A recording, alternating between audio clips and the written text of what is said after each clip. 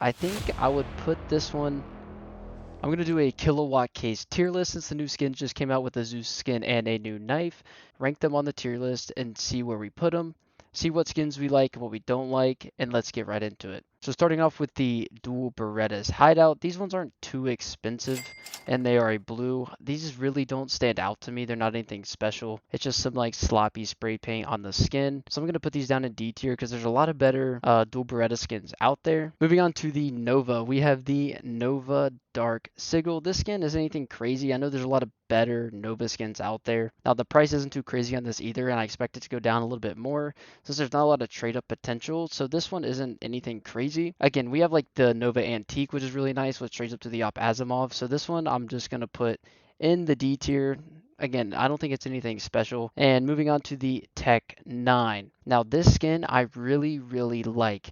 The texture on it looks really good at game, and it's almost kind of like, I don't even know how to say it. It almost looks used and rusted. Now the price on this one isn't too high. I mean, the StatTrak Factory New is $5, but again, if you wanted to get this skin, you could get a field tested for 50 cents, which isn't anything too crazy. And honestly, I think I would put this one in A tier. I really like this Tech 9 skin. I think it's really creative, especially with the textures. We don't have any really cool Tech 9 skins, so this one kind of adds to the variance of it. Now we do have the UMP. The UMP Motorized is a fantastic skin. This one looks 3D in game, and the price is not that high for an UMP skin. We haven't seen any amazing UMP skins. We have maybe one or two, and this one actually kind of stands out to me just because of the textures on the skin. And since this one does have these nice 3D textures, it's almost like a little engine type deal. I really do like this skin. I'm going to throw this one in the B tier section just because we don't have any umps like it or any skin similar to it in the skin scene right now. Next we have the XM Irizumi. Now this one again, Counter-Strike skins either has like a snake or a dragon on them, and we see this again on the XM. So this skin isn't anything crazy. Now the StatTrak Factory New is expensive, but this still is a blue skin, so the price is probably going to go down. So I don't expect this skin to be anything crazy on the marketplace, and this just kind of looks like a default skin. We actually have some nicer XM skins, so I'm gonna rank this one down in the D tier with the Nova and the dual Berettas because again, it's just like a normal skin that doesn't really stand out. And next we have the Scout Desert Straw. Now I don't even know how to say this name, which makes me not even like the Scout because the name's so complicated. But it's kind of got like this tile texture with a lighter navy blue on it. Now this Scout, I don't know how it's so expensive, but I know it's because it's newer. Now this doesn't compete with like the Abyss or the Blood in the Water, but again, this skin isn't anything crazy to me. It doesn't really stand out, so I'm gonna throw this one in the D tier because it's just not an amazing skin. Next we have the Mac 10 Light Box. Now this one is kind of cool. It's like a modernized Mac 10 with some purple, almost like a neon look, which I don't really mind. And this one is not that pricey unless you want like a factory new one. Now the factory new StatTrak is $14, so that one is going to run you up a little bit, but it should go down to probably around $7 in the future. And since this one does kind of look modernized and more just like a futuristic box, I do want to throw this Mac 10 into the B tier because it's something different that we haven't really seen before, so it really stands out. Now the next skin that we have is the sawed off analog input. Now this one you can see it kind of has like the buttons of a controller, and it has yellow, green, blue, and red on it. Now this is a skin that we haven't really seen. There's a Mac 10 controller, it might be called, that has like a controller on it, but this one is a little bit different. It's a lot more vibrant, and it actually is kind of expensive for a sawed off shotgun, so this might even compete with like the Kraken in the future, but in all honesty, it probably won't. Now it is a purple, and I believe the Kraken is a pink, so I don't think it really can compete at all. And honestly, the skin I do think looks really good, so I'm gonna put the sawed off in C tier just because a lot of people probably won't use it, but it still does look pretty cool. And now we have the 5.7 hybrid. Now this one isn't that magnificent to me. It doesn't really stand out. It's just like purple zebra stripes on a gray 5.7, and it actually is sort of expensive. My guess is because it is a purple, but the skin isn't really amazing. I mean, it might shine a little bit in game, but it's nothing really special that pops out in my eyes. But we don't have a lot of purple skins, I feel like, so I want to throw this one into the B tier just because it's a little different and maybe something we haven't really seen before. If you guys like any of the skins that you see in this video and you want to get some just like it, just like me, you guys should check out the sponsor of this video, Skins Monkey. Skins Monkey is a CS2 skins trading site and marketplace that provides an instant way to get new skins. My favorite thing about Skins Monkey is that I can trade skins that I no longer want and trade it for a skin that is equal value. If you use code LouisCS2, you get a $5 bonus on your first trade. If you want to buy skins, you can get a 30% deposit bonus plus an extra 5% using my code. The link is down in the description. Next, we have the MP7 Just Smile. Now, I like this one. This is sort of like a graffiti paint, like on the MP7.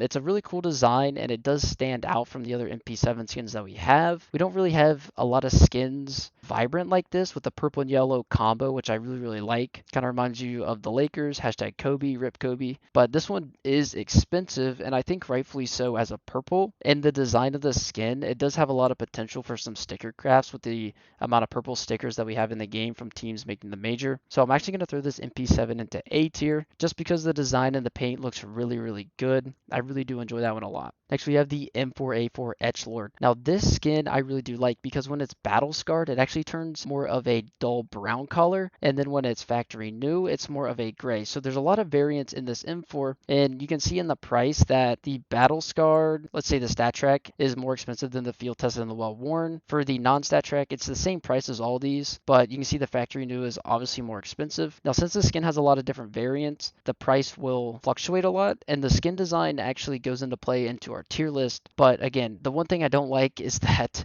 these Counter-Strike skins always have a snake or a dragon, and this one it looks like it has a little dragon on it. But even though the M4 does have, a similar thing to what Counter-Strike skins have, it's the float variant that makes this skin kind of stand out. So I'm going to throw this one in A tier just because, the battle scarred makes it more brown and then the factory new makes it more gray. So you do have that variant. Now we have the Glock 18, Block 18. Now I like this one. This is kind of like the ump where the skin is almost makes it 3D.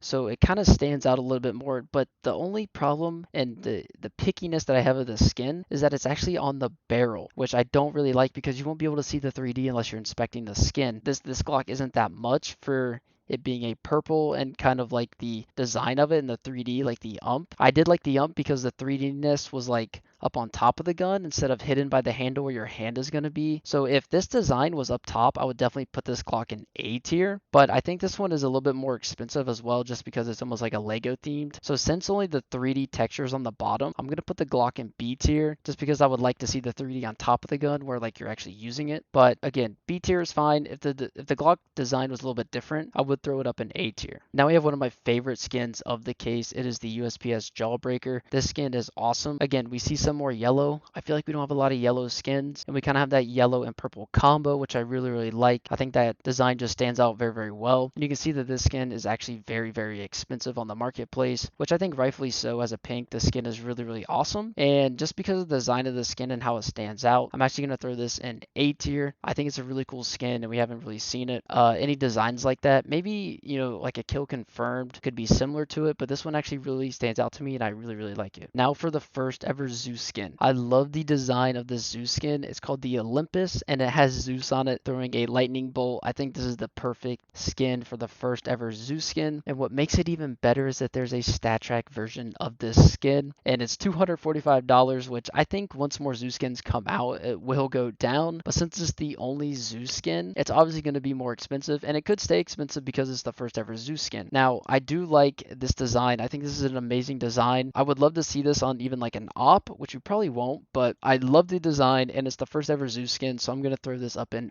S tier. I really like this skin. This design stands out very well, so it rightfully earns its spot in the S tier. Now we have the A1S Black Lotus. Now this skin, I love the Black Lotus collection. I own a USP Black Lotus and I really like it. The design is just so calming with the flowers. It has good vibrance. It has good color choices as it should because the skin designer made it. And the price is really, really high, which honestly, I understand it. I know why it's high. It's a very nice skin. And these designs are amazing. So looking at the prices, I mean, it doesn't determine it, but hopefully they go down because I want to own one myself. And since the skin is just so awesome, it's so just relaxing to look at. There's not too much of a design. It's not going through the silencer, the magazine, or the handle. I'm going to put this one at A tier because it just looks so good. It's just so peaceful and calming. Now we have the new AK, the AK-47 Inheritance. Now I don't like this design that much. I did see in the collection though that this guy even made grenade skins, which I would love to see in the game. And this skin is pretty high in price since it is a red, but I do think it's going to go down. I don't think this skin's going to be that popular. And I actually haven't seen any of these in game either. So we can see that there's actually not that many on the market. market, which actually amazes me because I think more people would have,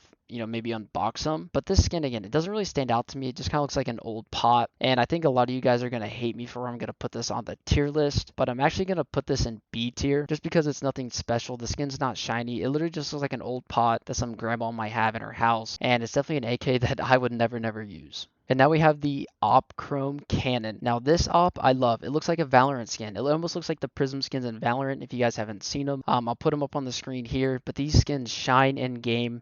So does this Op. It's almost like a shiny fade. And this skin has actually been going up in price. It was around like $99 towards the Battle Scarred. And the cool thing about this skin is that it actually doesn't really affect the wear from Factory New to Battle Scarred. It's more just like wear and tear on the scope. So buying a Battle Scarred is almost just like a budget factory new, which I think is really cool. And this skin just stands out to me so much. It's something that we haven't seen in Counter-Strike yet, where it's a shiny skin. It's almost like literally chrome, like it says. And I think we're gonna see more skins like this. So just since we haven't seen anything like this before, and I really do like this skin, I'm gonna put it up in S tier. And then lastly, we have the Kukri knife, the new knife in the game. I really do like the animation of the Kukri knife. I think it's really nice. It's a knife shape we haven't seen, which is really cool, and the animation isn't overused. It's not like the Huntsman and the Gut Knife where they use the same animation. So I'm going to put the Kukri into S tier. I know a lot of people don't like the Kukri knife, but I think it's awesome to have it in the game. I think it's amazing. I love it. I eventually want to own a Kukri knife, and I probably will soon. In future videos, you'll see me using one. But if you guys did enjoy this video, make sure you guys subscribe down below. Comment if you like this tier list video. I'll do more, and I'll see you guys in my next one. Peace out.